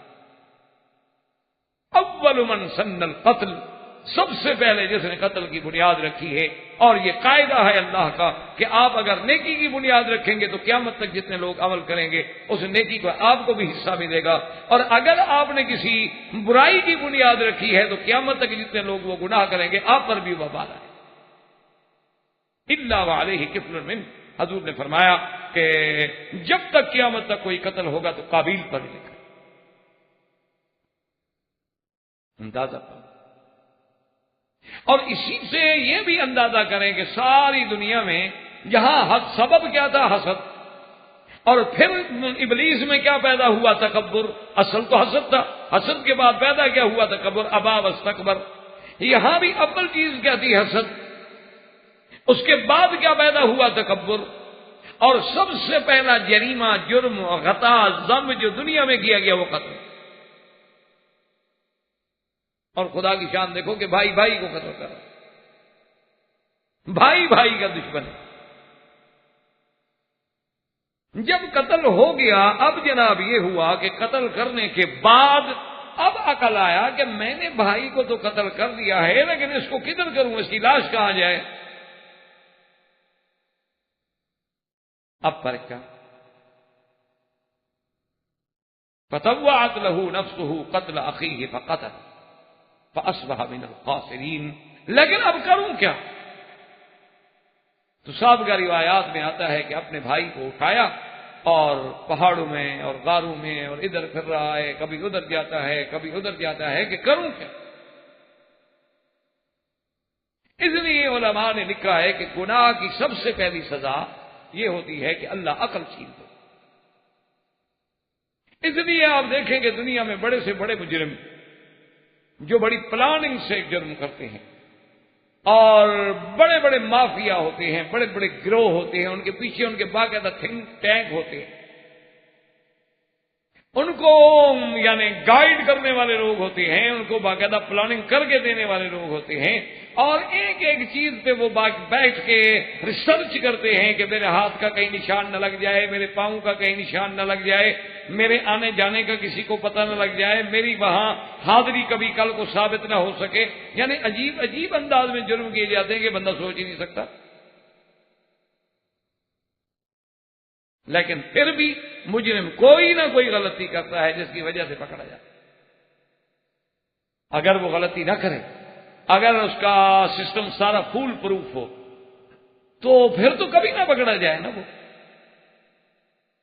لیکن وہ پکڑا جاتا ہے۔ اس کی وجہ کیا ہے کہ لازم جرم کی وجہ یہ ہے کہ اللہ کی مار پڑتی ہے اور عقل زائل ہو جاتی ہے اور بندہ کہیں نہ کہیں غلطی کرتا ہے۔ اور اسی لیے ایک بات یہ بھی یاد رکھیں کہ قرآن نے ہی ہمیں یہ ہدایت دی ہے کہ کسی کے قتل کے معاملے میں دخل نہ دو، قتل میں معاون بھی نہ بنو، کسی کے مساعد بھی نہ بنو، اشارہ کرنے والے بھی نہ بنو، چونکہ قتل اللہ کو بڑا ناپسند ہے۔ فلا یسرف فی القتل انہ کان منصورا، مقتول کی مدد جو ہے وہ اللہ کی ذات کا، جس کو کسی شاعر نے بھی کہا ہے کہ جو چپ رہے گی زبان خنجر، لہو پکارے گا آستی کا۔ قتل نہیں چھپتا، خون خود بخود بولتا، خون میں اللہ نے بڑی طاقت ہے۔ اسی لیے کسی نے کہا تھا کہ ظلم، جب فرانس اپنے جور و استبداد کے ساتھ پوری مسلم آبادی پہ ٹینک چلا کے ان کو اتنا یعنی ذبح کر رہا تھا کہ ٹینک جو تھے نا وہ خون، مسلمانوں کے خون سے اور ان کے کٹے ہوئے اعضاء سے بھر کے رک جاتے۔ اس وقت کسی شاعر نے لکھا تھا کہ ظلم پھر ظلم ہے، بڑھتا ہے تو مٹ جاتا ہے، ظلم پھر ظلم ہے، بڑھتا ہے تو مٹ جاتا ہے، اور خون پھر خون ہے، بہتا ہے تو جم جاتا ہے۔ اس لیے جس تحریک میں خون بہ جائے وہ تحریک کبھی ناکام نہیں، اس کا ایک نہ ایک دن کامیابی کا آتا ہے۔ جس درخت کے بنیادوں میں خون کی کھاد مل جائے نا وہ درخت کبھی سوکھتے نہیں ہیں، وہ کسی نہ کسی حال میں ہرے رہتے۔ اور اسی کے ساتھ حضور نے فرمایا کہ بشر القاتل بقتل ولو بعد حین، فرمایا جو قاتل کسی کو قتل کرے اس کو کہہ دو کہ تم نے بھی قتل ہونا ہے، چاہے کتنی مدت گزر جائے لیکن ہونا تم نے بھی قتل، اللہ معاف نہیں کرتا۔ اور قتل انسانی اتنی بھیانک جرم ہے کہ اللہ کے نبی نے فرمایا کہ خون مسلم کی عظمت جو ہے وہ اللہ کے کعبے سے بھی زیادہ۔ اب جناب لاش اٹھائے ہوئے پاگلوں کی طرف پھرتا ہے کہ میں کیا کروں، لیکن خدا کی شان فبعث اللہ غرابا یبحث فی الارض لیریہ کیف یواری سوءۃ اخیہ۔ کیا دیکھتا ہے کہ دو کبے ہیں، ایک کبا مرا پڑا ہے اور دوسرا کبا کیا کر رہا ہے، زمین میں بیٹھ کے کھود رہا ہے زمین کو پاؤں کے ساتھ، کھودتے کھودتے جب اتنا گڑھا بن گیا کہ اس میں دوسرا کبے کی لاش آ سکے تو وہ اپنے کبے کی لاش کو مٹی میں ڈال کے اس کے اوپر مٹی دے کے دفن کر رہا ہے۔ اب اس کو سمجھ آیا، کہتا یا ویلتا اعجزت ان اکون مثل هذا الغراب فاواری سوءۃ اخی فاصبح من النادمین۔ کہتا ہے کاش مجھے تو اس کبے کے برابر بھی عقل نہیں، یار مجھے تو یہ کبا بھی ڈالا، مجھے اتنا بھی سمجھ نہیں آیا کہ جب بھی بڑا بڑا کھود کے بھائی کو چھپا تو دوں۔ اب ندامت تو آئی لیکن ندامت کے بعد توبہ نہیں آئی، تو صرف پھر ندامت کا کیا فائدہ ہو۔ ندامت تو تب فائدہ دیتی ہے کہ نادم ہو اور خروج ترک الذنب ہو اور عدم عود کا عزم ہو، پھر جا کے توبہ بنتی ہے۔ صرف شرمندگی تو ہوئی کہ یار میں تو اتنا کیا گزرا ہوں، مجھے تو کبے کے برابر بھی عقل نہیں ہے، لیکن توبہ پھر بھی نہیں، اکڑ گیا۔ آدم علیہ السلام نے جب تلاش کیا تو حابیل نہ ملا اور قابیل بھی غائب ہے، تو کچھ دنوں کے بعد آدم علیہ السلام اور حوا علیہ السلام کو پتہ چل گیا کہ قابیل نے جریمہ قتل کیا ہے، اور قابیل کو جب پتہ چلا کہ ابا کو پتہ لگ گیا ہے تو وہ اپنی بہن جو اس کے ساتھ پیدا ہوئی تھی اس کو لے کے فرار ہو، اور فرار ہونے کے بعد اس نے بہت دور اپنے ابا سے جا کے ایک بڑی سرسبز وادی تھی، وہاں جا کے اس نے اپنا ڈیرا لگایا۔ اچھا، وہیں تبادل تناسل شروع ہوا، وہاں اس کی اولادیں بڑھنی شروع ہو گئیں، اور کچھ لوگ اس مزاجی جو تھے وہ بھی سب آدم کو چھوڑ کے وہاں جمع ہونے لگ گئے، تو قابیل کی بھی ایک پارٹی بن گئی۔ اور جب قابیل کی ایک پارٹی بن گئی، خدا کی قدرت ہے، اللہ معاف کرے، کیونکہ وہ سارے ابتدا جو تھی وہ اولاد بھی زنا ہونے سے تھی، اللہ معاف کرے، جرم سے تھی، قتل سے تھی، کہ باپ قاتل بھی ہے، زانی بھی ہے، اور اپنے ابا پیغمبر کا مخالف بھی ہے۔ اب آگے جو اولاد اور نسل چلتی گئی، پیدا ہوتی گئی، تو شر بڑھتا گیا، زنا بڑھتا گیا، فواحش بڑھتے گئے، برائیاں بڑھتی گئی۔ اب تو اللہ معاف فرمائے زمین میں کافی فساد اور شر، اور ادھر آدم علیہ السلام کی موت کے دن قریب آ گئے۔ آدم علیہ السلام کی عمر کتابوں کے مطابق جو ہے وہ 1000 سال ہے۔ 960 سال جب آپ کے گزرے اور ملک الموت آئے، اور ایک روایت میں ہے کہ آدم علیہ السلام نے اپنے بچوں کو بلایا اور کہا کہ انی اشتہی ثمار الجنہ، میری خواہش ہے کہ کوئی پھل مل جائے، کیونکہ یہ پھل جو ہے گویا کہ ایک جنت کے پھلوں کا نمونہ ہے، ورنہ جنت کا پھل تو جنت کا پھل۔ تو تم لوگ جاؤ اور تلاش کرو کہ کوئی پھل مل جائے، میری خواہش ہے پھل کھانے کی۔ تو بیٹے دوڑ پڑے کہ جا کر ڈھونڈتے ہیں کہ کہیں سے پھل مل جائے۔ وہ ڈھونڈنے کے لیے جا رہے تھے تو راستے میں فرشتے اللہ کے آ رہے تھے انسانوں کی شکل میں۔ ان نے پوچھا کہ بیٹے کیوں اتنی جلدی جلدی جا رہے ہیں؟ انہوں نے کہا آدم علیہ السلام ہمارے ابا بیمار ہے، ان کو بڑی تکلیف ہے، ان کے لیے ہم پھل ڈھونڈنے کے لیے جا رہے ہیں۔ اور انہوں نے کہا کوئی ضرورت نہیں، پھل ڈھونڈ۔ نے کہا کیوں؟ انہوں نے کہا حضرہ الموت، ان کو موت آ گئی، ہم کیا کریں گے پھل؟ اور ادھر ملک الموت جب آئے تو آدم علیہ السلام کو اللہ نے بتلا دیا تھا، کیونکہ اللہ اپنے انبیاء کو بتلا بھی دیتے ہیں اور کبھی کبھی اختیار بھی دے دیتے ہیں، جیسے حضور صلی اللہ علیہ وسلم کو اختیار دیا گیا کہ ابھی آپ دنیا میں رہنا چاہتے ہیں یا ہمارے پاس آنا چاہتے ہیں۔ آدم علیہ السلام نے کہا کہ بھی ملک الموت تم تو بڑی جلدی آ گئے، ابھی تو 40 سال میری عمر میں باقی۔ انہوں نے کہا اچھا، آپ نے اپنے بیٹے داؤد علیہ السلام کو 40 سال نہیں دیے تھے؟ نے کہا نہیں۔ حضور نے فرمایا جہاد آدم، دیکھو آدم کر گیا، جہاد ذریت، اولاد میں بھی پھر انکار آ گیا، وہ بھی پھر جا نسی آدم فنسیت، آدم بھول گیا، اولاد بھی بھول گیا۔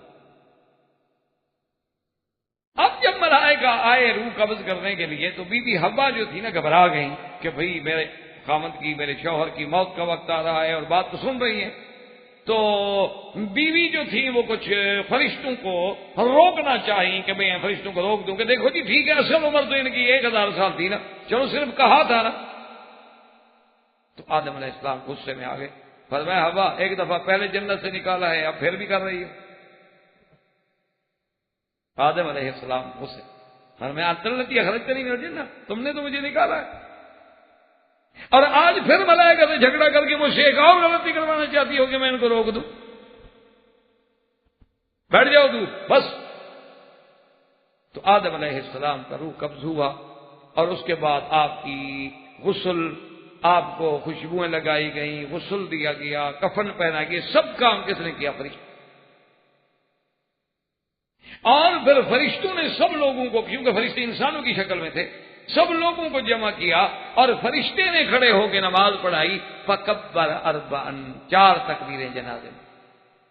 اور جب 4 تکبیریں کہہ کے جنازے سے فارغ ہوئے تو اس کے بعد پورے آدم علیہ السلام کی اولاد کو اور حاضرین کو، چونکہ تھے تو سب اولاد میں، کہا ھذہ سنت اللہ، یہ اللہ کا حکم ہے کہ جب کوئی مر جائے تو اس طرح غسل دیا جاتا ہے، اس طرح کفن دیا جاتا ہے، اس طرح دفن دیا جاتا ہے، اور اس طرح اس پہ جنازہ پڑھا جاتا ہے، اور اس طرح قبر بنائی جاتی ہے فدفنوہ۔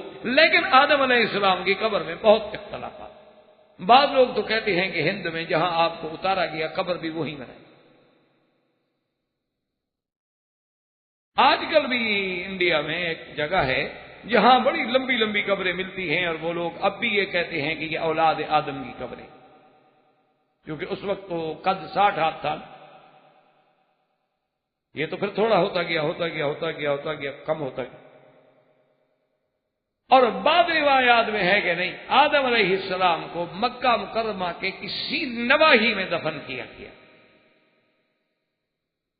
اور بعض روایات میں ملتا ہے کہ نہیں، ان دونوں کو پھر شام میں دفن کیا گیا۔ پہلے تو وہاں دفن کر دیا گیا تھا، لیکن پھر ان کے تابوت نکالے گئے زمن نوح علیہ السلام کے طوفان کے دور میں، اور پھر ان کو دوبارہ لے جا کے بیت المقدس دفن کر دیا۔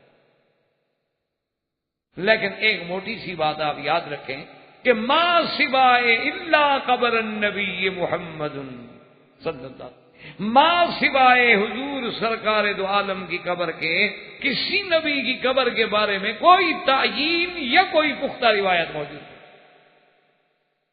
صرف حضور کی ذات ہے جن کی قبر مبارک کا انکار کرنے والا آدمی ایمان سے نکل جائے گا، کیونکہ وہ تواتر سے ثابت ہے کہ مدینہ منورہ میں ہے۔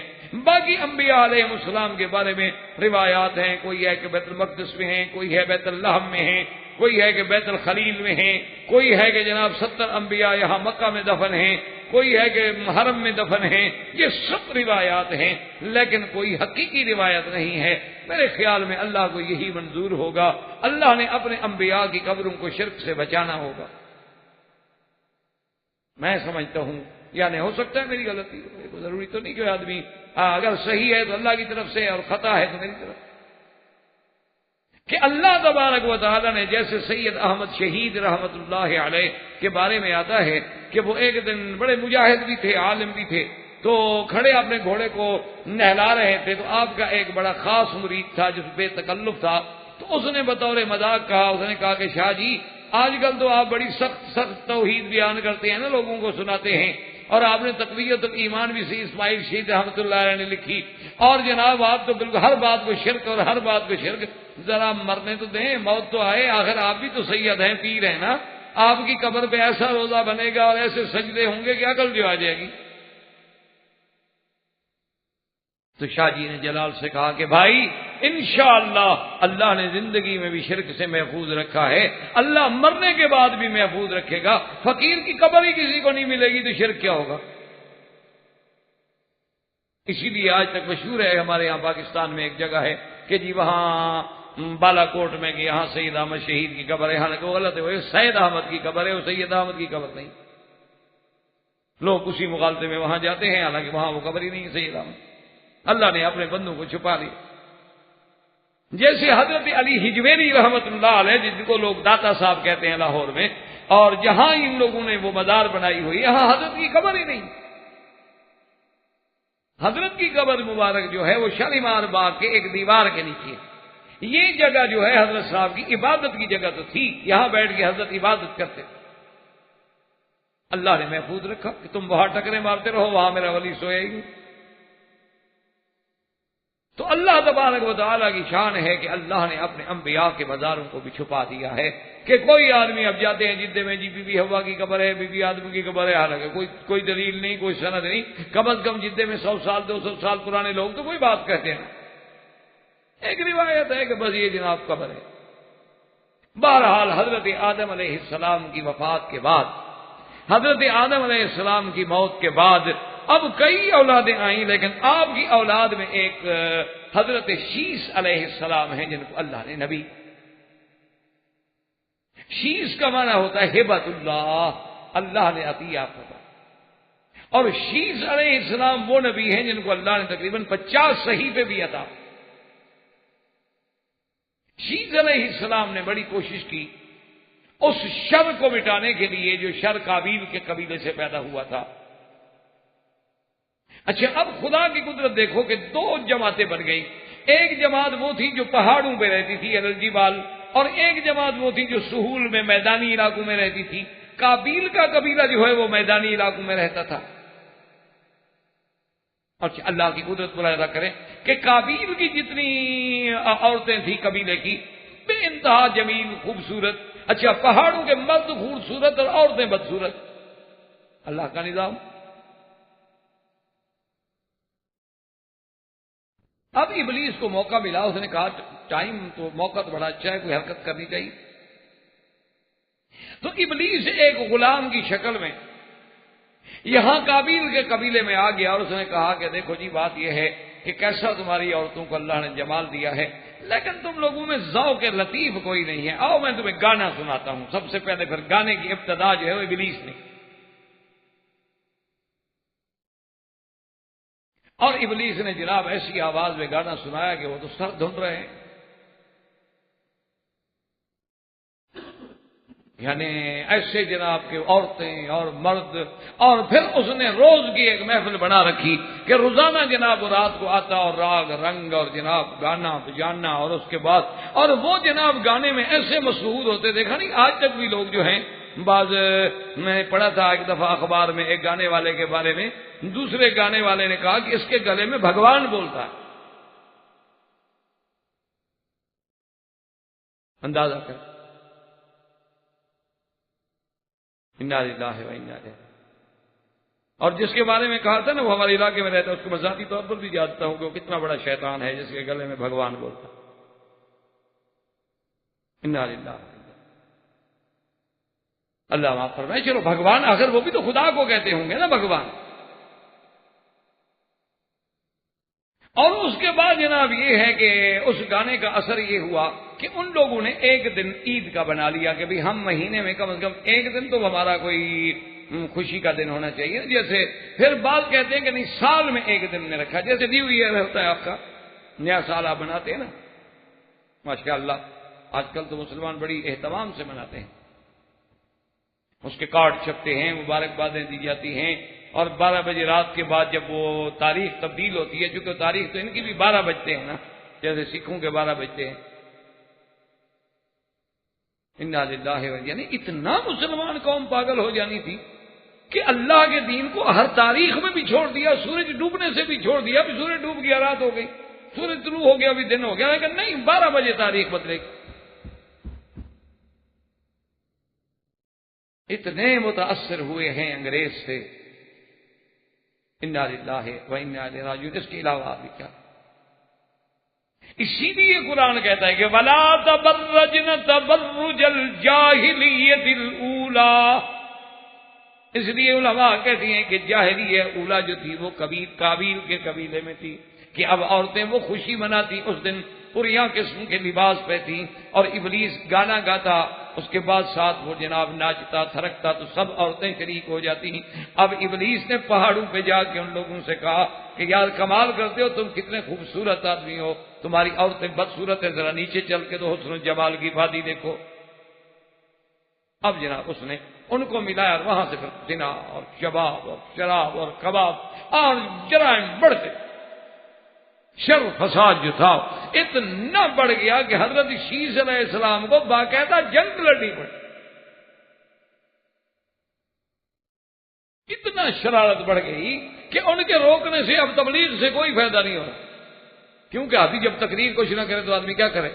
اب دیکھیں نا آج جتنی تنظیمیں ہیں یہ کہتی ہیں نا کہ دہشت کرتے ہیں دہشت کرتے ہیں دہشت کرتے ہیں. وہ اللہ کے بندے جب تم دوسرے آدمی کو بند گلی میں کھڑا کر دو گے اور ہوگا وہ کمزور تو کیا کرے گا آخر؟ پھر تو یہی ہے نا کہ ٹکر مارے گا یا خود مر جائے گا یا دیوار توڑ کے نکل جائے گا.